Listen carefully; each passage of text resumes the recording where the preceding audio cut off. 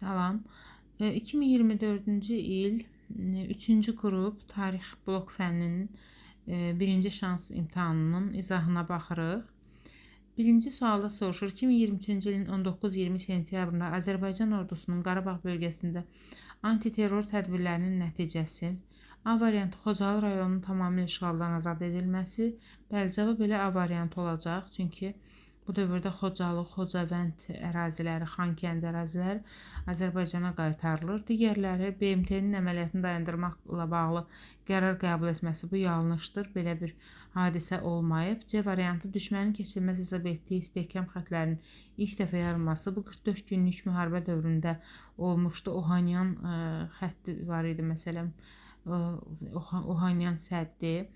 D variantı Laçın şəhərinin Azərbaycan ordusunun nəzarətinə keçməsi xeyr bu avqust ayında olmuşdu. Y variantı Azərbaycan-Ermənistan sərhədinin tam nəzarətə götürülməsi bu da olmayacaq. Çünki Qazaxın 7 kəndi hələ ermənilərdə olduğu halda tam sərhəd nəzarəti bizə keçməyibdir. 2. Uyğunluğu müəyyən edin. Gezid, Hülakilər. Bu yanlışdır. Çünki Gezid Sasanilər dövründə can vergisidir və Gezid Ağqonlular bu da yanlışdır. Deməli 1 və 2 olanları çıxacaq və A, D, B variantları çıxdı. Tamğa vergisi həm Hülaki, həm Ağqonlular dövründə bu doğrudur. Çünki Tamğa Monqollar dövründə yaranıb. Hülaki da 5-ci Monqollusudur. Eyni zamanda Ağqonlular dövründə davam edibdir. Səfəvilər dövründə isə 1-ci Təhmasib 1565-ci ildə Tamğanı ləğv edibdir. 3-cü testdə mətn veribdir. Albanlarla sülh müqaviləsi bağlayan Pompey İberiya istiqamətinə hərəkət etdi. Albaniya hökmdarı qüvvələrini yenidən cəmləşdirdi. Onlar Pompeyin ordusunun arxasınca irəliləyərək Kür çayının qollarından olan Qanıq çayının sahilində mövqe tutdular. Vəziyyətin təhlükəli olduğunu görən Pompey yenidən Alban ordusuna doğru yürüş etdi. Mətndə fəaliyyətindən bəhs edilən Alban hökmdarının Atropatena hökmdarı Artabazla ümumi cəhətini müəyyən edin. Deməli, burada hər ikisi Romalılara qarşı mübarizə aparıb. O zaman cavab olacaq C. Şagird burada A variantı ilə arasında qala bilər. İmperiya olmadığına görə həmin dövrdə Roma, ona görə A variantı səhvdir. Çünki İmperiya eradan əvvəl 27-də qurulacaq. Burada isə hələ ki demək Respublika dövrüdür. Çünki eradan əvvəl 66-cı ildən söhbət gedir. 4-cü testdə deyir ki, hadisələrin hansıların yerini dəyişdikdə düzgün xronoloji ardıcıllıq olar. Azərbaycanın Qarayazı torpaqlarının 2 yerə parçalanması 1922-dədir. Bir hissəsi Gürcüstana verilir. 2. Yuxarı Zəngəzurun Ermənistana verilməsi 1921-dir. Sovet rejiminə qarşı Gəncə üsyanı 1920-dir. Naxçıvan Muxtar Sovet Sosialist Respublikasının yaradılması 1924-ün fevral ayının 9-udur. Mircəfər Bağırovun birinci dəfə katib olması da 1929-dur. Deməli, burada 24 və 29-un ardıcılığı düzdür, amma 3 burada 1920 ardıcılığı pozur. Ona görə 3 ilə 1-in yerini dəyişirik. 3 qalxır yuxarı, 1 isə enir 3-ün yerini. O zaman cavab olur C variantı və xronologiya düzəlir. 5-ci sual deyir ki, Kiçik Asiyada və Suriyada keçən ticarət yolları Osmanlının əlinə keçir və Avropalıların Asiyaya gedən yeni yollar axtarışlarını sürətləndirir. Demək, bu İpək yolunun Osmanlılar tərəfindən tutulmasıdır ki, nəticədə onlar böyük gömrük haqqı qoyurlar yollara. Bu da Avropalıları vadar edir ki, onlar yeni yollar tapsınlar. Nəticədə Amerika kəşf olunacaq və Hindistana dəniz yolu kəşf olunacaq. Həmçinin Afrikanın qərb sahillərində yeni adalar kəşf olunacaq, yeni adalar adlandırılacaq. Deməli, burada A variantı verir. Xaçlı yürüşləri bu ola bilməz. Çünki əgər söhbət Osmanlıdan gedirsə, böyük coğrafikeşlərdən gedəcək.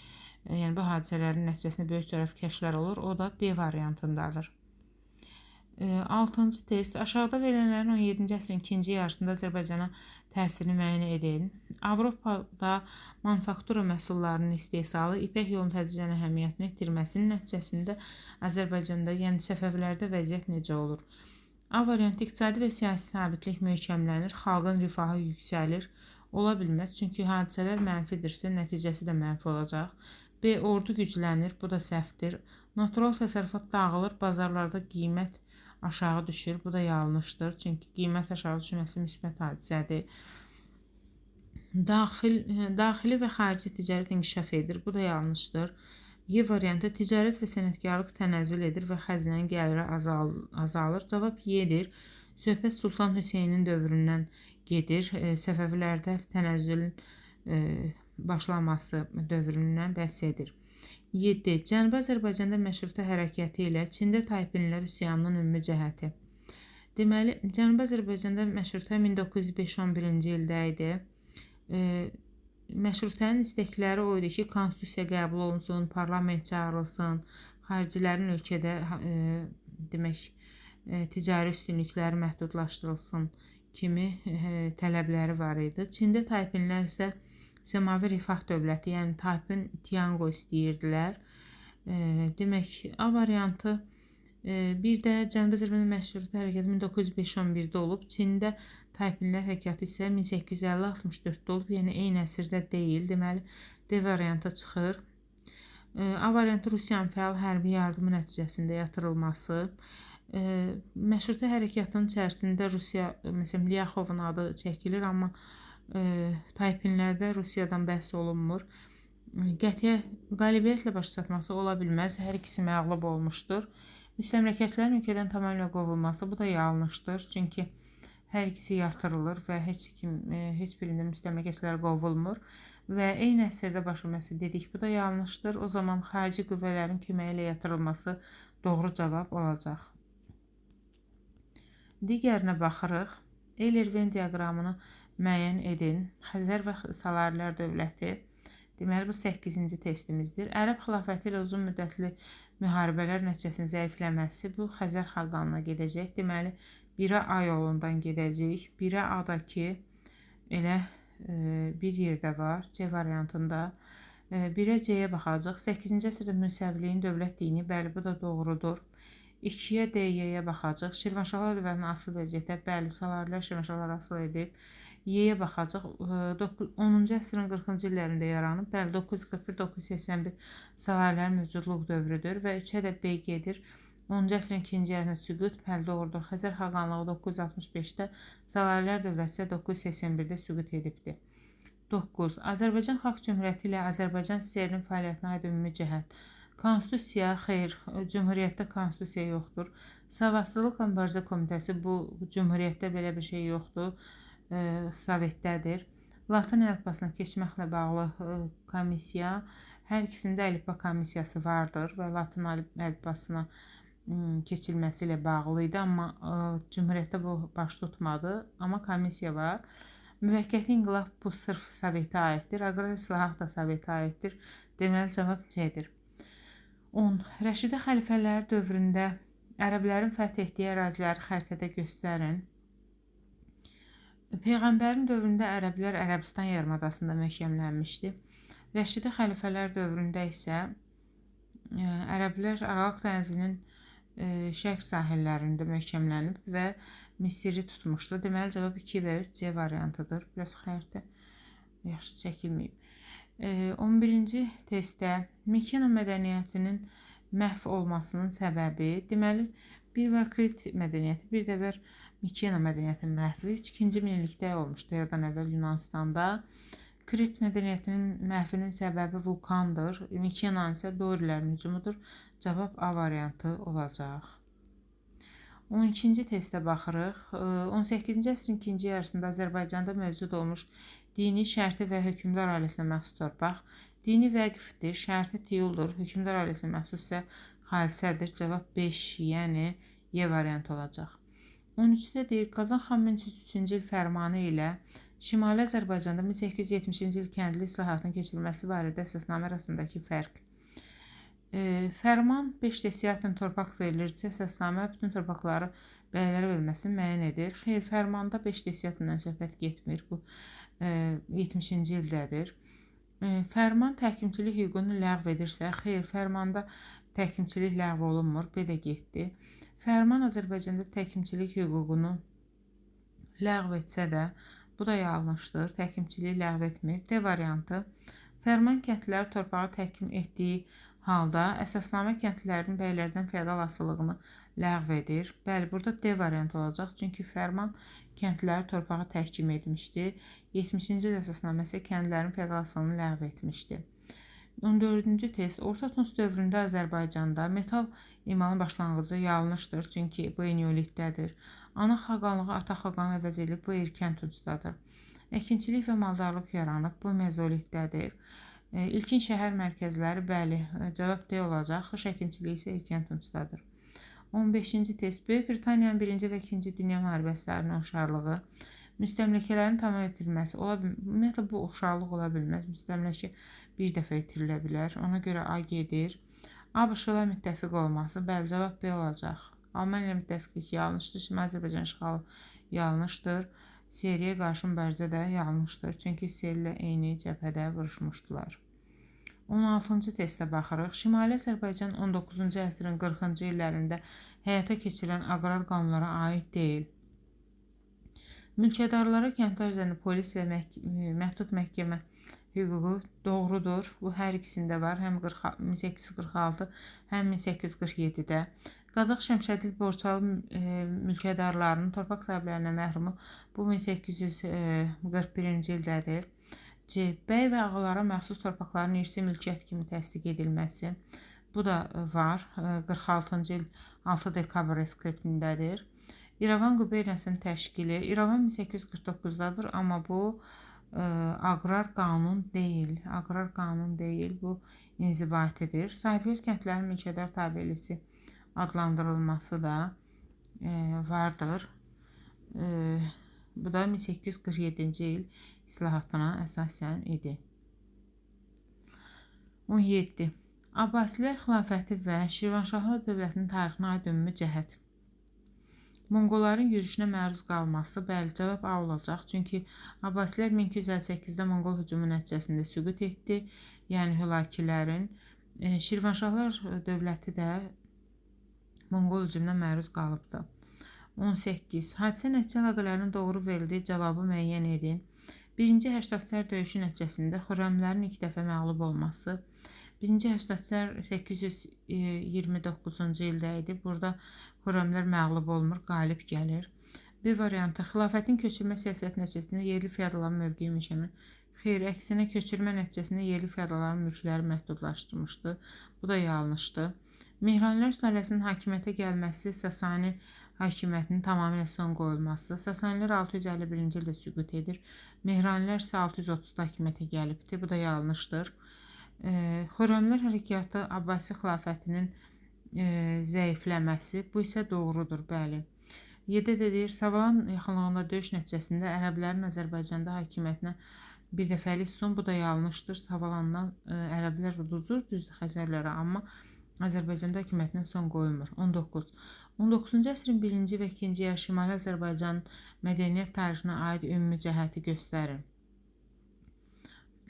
İrəvan müəllimlər seminariyasının yaradılması. İrəvan müəllimlər seminariyasının fəaliyyət göstərməsi 19-cu əsrin sonundadır. Üsul-i Cədid məktəbləri 19-cu əsrin ikinci yarısındadır. Orta təhsilli verən gimnaziyalar 19-cu əsrin ikinci yarısındadır. Pullu şəhər məktəblərinin təhsildə rus dilinə aparılması 19-cu əsrin ikinci yarısındadır. Qəza məktəbləri isə hər iki dövrə aid olduğuna görə cavab olacaq Y variantı. Digərinə baxırıq. Uyğunluğu müəyyən edin. Azərbaycan Respublikası 21-ci əsrdə daxili və xarici siyasət. Tanap-Xas kəmərinin açılış mərasimi daxili siyasət deyil, xarici siyasətdir. NATO-nun Parlament Assambleyasına assosiasiyalaşdırılmış üzvlüyünə qəbul edilməsi xarici siyasətdir. A və B-ni çıxırıq birdən. Asan xidmət, bəli, 2012-ci ildə daxili siyasət idi. 2012-də yaradılmışdı. O zaman 1-ə gedəcək. Xarici siyasət, Təbrizdə Azərbaycan konsulluğu, bəli, bu da 21-ci əsrdəki xarici siyasətdir. Çünki ATƏM-ə üzv olmağımız xarici siyasət olsa da, demək ki, 21-ci əsr deyil, 1992-dədir. Konstitusiya məhkəməsi də demək xarici siyasət deyil, daxili siyasətdir və 1998-ci ildədir. Ona görə də cavab olacaq 2-yə A, 1-ə isə C, o da B variantıdır. 21-ci testə baxırıq. Verilənlərə aid olduğu şəhəri xəritədə müəyyən edin. Sacilər dövlətinin paytaxtından biridir. Ya Marağa, ya Ərdəbilidir. Bir də Səfəvi hakiminin mərkəzi. O zaman Ərdəbil olacaq. Ərdəbil də ki, burada neçədir? 3-dür. Cavab olacaq 3 A variantı. 22. Rəşd müqaviləsinə aid olanları müəyyən edin. Rusiya Kür çayından cənubdakı Xəzər sahili vilayətləri geri qaytarır. Bu doğrudur. Rəşd Rusiya ilə imzalanıb və torpaqlar qayıdıb. Araz çayı Osmanlı və Səfəvi arasında sərhəd. Bu səhvdir, çünki Rəşd Osmanlı ilə deyildi. Səfəvi dövlətinin arasında rus tacirlərin güzəşli şərt. Bəli, rusların olduğu müqavilələrin əksəriyyətində güzəşli şərt var idi bu dövrdəki. Peterburq istisna, çünki Peterburqda Xəzəryanı vilayətləri ruslar tuturdu. Deməli, 1 və 3 olacaq B variantı cavab. 23-cü testə baxırıq. Osmanlı İmperiyasından fərqli olaraq Teymurilər dövləti Səfəvi dövləti ilə müharibə ola bilməz. Bu Osmanlıya xas cəhətdir. Böyük Səlcuq İmperiyasının parçalanması nəticəsi bu da ola bilməz. Çünki Teymurilər heç Səlcuqları görmür, nə də Osmanlılar. Mərkəzi Asiyada yaranıb. Bəli, 1-i 3 olacaq. Çünki Osmanlılar Kiçik Asiyada, Teymurilər isə Mərkəzi Asiyada idi. Şimali Çinin tutulması bu yanlışdır. Teymur Çinə hücum etmir, Hindistana hücum edibdir. Bir də Qızıl Ordu dövlətinə qarşı mübarizədə, o zaman 1-i də 5 olacaq. Şirvanşahlarla müttəfiq olması. Məsələn, 1386-cı ildən başlayaraq Şirvanşahlar Teymurlərlə müttəfiqdir və Qızıl Ordu ilə 1395 Terekdə döyüşəndə Şirvanşah İbrahim də onunla müttəfiq olmuşdu. O zaman 1-i də 5 olacaq. 24. 6-cı əsrə aiddir. Dastakir torpaq sahibliyinin mövcud olması. Bəli, 6-cı əsrdə Sasani varsa, Dastakir torpaqları da var. Çünki 651-ə qədər Sasani dövləti mövcuddur. 2. Albaniyanın Atropatena ilə birlikdə Sasanilərin şimal canişinliyə daxil edilməsi. Bu da doğrudur. Mehranilərin Albaniya müstəqilliyi uğrunda xilafətlə mübarizə. Bu yanlışdır. Çünki 6-cı əsrdə xilafət yoxdur. 3-ü çıxırıq. Albaniyada Arşakilər sülaləsinin hakimiyyətinə son qoyması. Arşakilərin hakimiyyəti 510-cu ildə sona çatdı. Bu da 6-cı əsrdir. Deməli, cavab 1, 2 və 4 olacaq. Dizraf döyüşü isə 371-dir 4-cü əsrdə, ona görə bu deyil. 25. 1-ci Dünya müharibəsi dövründə baş vermiş hadisələrin xronolojiyacılığını müəyyən edin. Azərbaycan Xalq Cümhuriyyətinin yaradılması 1918-ci ilin mayı 28-i, Xüsusi Cənubi Qafqaz Komitəsinin yaradılması 1917-ci ilin demək fevralındadır. Böyük Britaniyanın Almaniya müharibə elan etməsi 1914-cü ildədir. Breslov sülh müqaviləsinin imzalaması isə 1918-ci il martın 3-ündədir. Deməli, burada birinci olacaq 3, sonra olacaq 2, daha sonra 4, daha sonra isə 1 olacaq. 26. Sonuncu Abbasi xəlifəsinin xəzinəsi Monqolların əlinə keçdi. Amudəriyadan Aralıq dənizi sahillərinə və Böyük Qafqaz dağlarından İran körfəzinə kimi yaxın Orta Şərq bu dövlətin hakimiyyəti altına keçdi. Beləliklə, yeni zəbt edilmiş ərazilər hesabına 5-ci Monqol ulusu yaradıldı. Deməli, mətndə bəhs olunan dövlət Eldənizlər dövlətindən fərqli olaraq, mətndə bəhs olunan 5-ci Monqol ulusu Hulaki dövlətidir. Bunun Eldənizlərdən fərqini göstərəcək. Yazıb 1. Yadelli hücumlar nəticəsində süqut etməsi. Xeyr, bu hər ikisinə aiddir. Eldənizlər 1225-də Xarəzmşah Cəlaləddin hücumu nəticəsində, Hulakilər isə 1357-ci il Qızıl Ordu hücumu nəticəsində süquta uğrayıbdır. İlk paytaxt Marağa, bəli, bu sırf Hulakilərə aiddir. Eldənizdən fərqini tapırıqsa 2-ni götürəcək. Şirvanşahların asılı olması bu yanlışdır. Hər ikisi Şirvanşahlar asılı ediblər. Oxşarlıqdır. Qızıl Ordu dövləti ilə müharibə. Eldənizlər Qızıl Ordu dövləti ilə müharibə aparmayıblar. Çünki görmürlər onlar bir-birlərini. Qızıl Ordu 1243-cü ildə yaranıb. Amma Hülakilər aparıbdır. Çünki Hülakinin varlığını Qızıl Ordu son qoyubdur. Ona görə biz 4-ü neyləyirik, götürürük. 27-ci test. Səfəvilər dövlətinə aid uyğunluğu müəyyən edin. Dövlətin paytaxtının İsfahana köçürülməsi, bu Şah 1-ci Abbasdır, 1 ay gedəcək. Osmanlı Sultanı 1-ci Süleyman ilə sülh müqaviləsi imzalanması, bu olacaq Şah 1-ci Təhmasib 1555-ci il Amasya müqaviləsi. Çıldır döyüşündə Səfəvi qoşunlarının məğlub olması isə demək 3-ə isə gedəcək Şah Məhəmməd Xudabəndə. Demək, sonuncu mənbəyə baxırıq. 20-ci əsrin 80-ci illərində prezident seçildikdən sonra onun daxili siyasətinin əsas istiqaməti ölkənin iqtisadi böhrandan çıxartmaq idi. Bu məqsədlə gəlir vergisini əhəmiyyətli dərəcədə azaltdı. İnvestisiya qoyuluşuna vergi güzəştləri tətbiq edildi. Həyata keçirilən tədbirlər qısa müddətdə korporasiyaların gəlirlərinin artması ilə nəticələndi. Amerika sənayesi elmi-texniki tərəqqinin ən müasir nailiyyətlərini səmərəli sürətlə tətbiq etdi. Bu, onun beynəlxalq miqyasda rəqabətə davamlılığını artırdı. Bundan başqa Amerika iqtisadiyyatı xarici kapital axınını gücləndirməyə başladı. Demək, burada 20-ci 80-ci illərin əvvəl deyən kimi bilirik ki, söhbət Ronald Reagandan gedir. Çünki hakimiyyət illəri 1980-88-ci illərdədir. Mənbədə bəhs olunan ABŞ prezidentinin irəli sürdüyü tədbirlər proqramı adlanır Reaganomika və yaxud mühafizəkar inqilab. 29. Mənbədə bəhs olunan ABŞ prezidentinin iqtisadi siyasətinin Franklin Delano Rooseveltin iqtisadi siyasətindən mənbədə verilməmiş fərqli cəhətini yazın. Fərqli cəhət odur ki, Franklin Delano Roosevelt böhrandan çıxmaq üçün dövlətin müdaxiləsini artırmış, Reagan isə sahibkarlara azadlıq vermişdi.